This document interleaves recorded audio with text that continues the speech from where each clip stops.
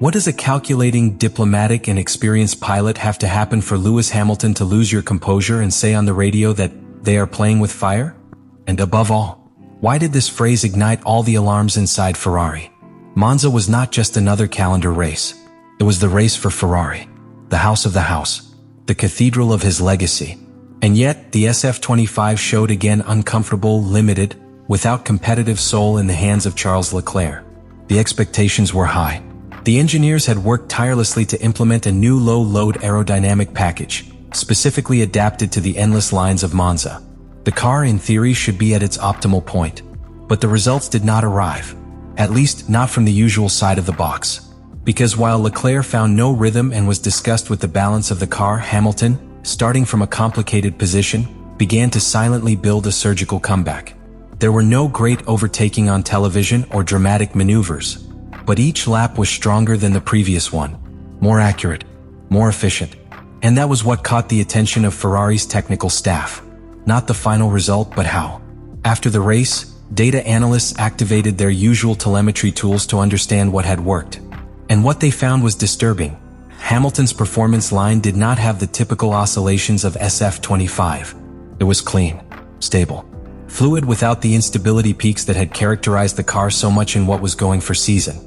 It was as if, for the first time, someone had deciphered the true behavior of the car.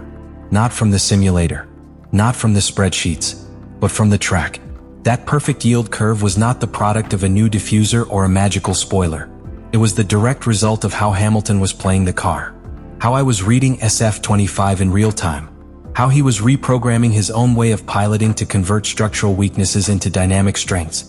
And that, for a team like Ferrari, which has historically trusted engineering more than in the pilot's improvisation, it was a technical and cultural shock. The sixth post of Hamilton was, in fact, an act of human engineering. A work of interpretation on wheels. A sample of what it means to have not only talent at the wheel but career intelligence. And at the same time, it was a painful radiography for Ferrari because it showed that everything they had built so far was not being fully understood by their own system. While Ferrari engineers reviewed the data collected in Monza, one of the most disconcerting patterns that emerged was the radical contrast between Hamilton's records and those of his partner Charles Leclerc. Both shared the same car, the same base configuration, and the same track conditions. But while Leclerc dealt with a temperamental, unpredictable, and nervous car, Hamilton had managed to turn that same machine into a fluid extension of his driving. That apparently anecdotal detail changed everything. For weeks, Maranello's technicians had tried to balance the SF25 to adapt it to the new aerodynamic package, designed to offer a more effective performance in low-load circuits. This new approach included a flatter rake, a more aggressive diffuser, and a redistribution of airflow under the chassis, which demanded surgical precision by the pilot. It was not enough to follow the ideal trajectories. It was necessary to master each phase of the curve to maintain that delicate balance between load and speed. It was not just talent. It was technical understanding applied from cockpit. Hamilton had interpreted better than anyone how the car generated aerodynamic load under these conditions. I had read the SF25 as if it were a musical instrument, finding the exact tempo in each section of the path. This phenomenon not only surprised Ferrari analysts, it left them exposed.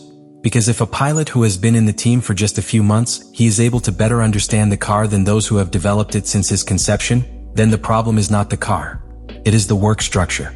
It is the inability to translate technical concepts into real track behaviors. What Hamilton showed in Monza was that SF25 was not a poorly designed car. It was a misunderstood car. Badly communicated between engineering and piloting. And that finding, although it will not be reflected in a victory, has an incalculable value in the modern Formula One, where the margin between success and failure is measured in tenths of a second, and in the ability of a pilot to decode a car in real time. The way Hamilton executed this silent understanding undressed Ferrari before herself. What should have been a technical impulse ended up being an internal questioning. Why didn't we have seen this before? Why was anyone within the team to identify this style as the key to optimal performance? And most importantly, what does this mean for the immediate future of the team? The tension accumulated over the weekend exploded in an instant that no one anticipated. It was not a red flag. It was not a clash. It was a phrase. Just 6 words. Lewis Hamilton, with the serenity of someone who has seen too many wars on the track, released on the radio, "We are playing with fire." 4 track engineers, accustomed to data precision and cold technical language, that phrase was devastating. Because it was accompanied by an implicit truth. Hamilton no longer fully trusted the path that Ferrari was following. The most alarming was the symbolism that locks up. "We are playing with fire" does not mean there is a problem. It means there is an existential risk. The type of risk that, if not attended immediately, may burn the entire project from within. In Formula One, where internal dynamics are as complex as the cars they build, these types of statements have the power to trigger deep crises. And that was exactly what happened. After the race, internal communication changed. Extraordinary analysis protocols were activated. Emergency technical meetings were summoned. Strategic and structural decisions were reviewed. Because it was not only a disappointing result. It was a warning of the most experienced pilot of the grill, which was not questioning the present, but the future. The phrase leaked to the media a few hours later, and as expected, it became the conversation center in the paddock. But what nobody from outside could see was what happened within Ferrari. A complete review of the work model, from the development approach to communication between departments. Hamilton had put his finger on the sore. And most importantly, he did it in Monza. At home. In front of his new audience. In front of the tifosi. He did it where it hurts the most. From that moment, it was no longer just a matter of performance. It was a matter of identity. Leadership. If Ferrari, with all his legacy, was able to listen and adapt, or if once again he would be trapped in his own technical arrogance. The phrase, "we are playing with fire," not only rumbled in the headphones of the Hamilton track engineer. He did it in the closed offices of Maranello, where silence became Ferrari's first official response. An uncomfortable silence. A silence that talked about confusion, internal alarm, and an immediately without immediate answer. How had we get here? Hamilton telemetry data suddenly became an obsessive source of consultation. Not because of the result itself, but for what it implied. The way in which the British pilot had managed the airflow under the chassis, how the soil effect had exploited without compromising the rear train, how he had compensated the inertia of the car in a fast curve. All that was resumed as if it were a doctoral thesis. But the hardest thing was to admit that none of those interpretations had emerged from the technical team.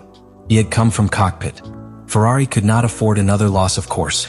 Not with Hamilton on board.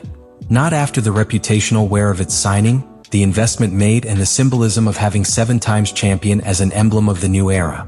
What happened after Monza was an invisible inflection point for the public, but determining for the internal dynamics of the team.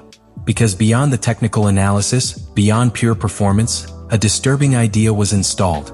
Ferrari's structure was not in total control of his project. And when a pilot begins to lead from silence, it is because the team is no longer doing it from engineering. After Monza's Grand Prix, Hamilton's statement was not in the air, nor was it buried by the media agenda. On the contrary, it was the catalyst of a chain reaction that is already leaving visible marks in Ferrari's internal structure. Because when a team like Ferrari receives a message from that caliber, it has no other option than to face an awkward truth. Something in its DNA is failing.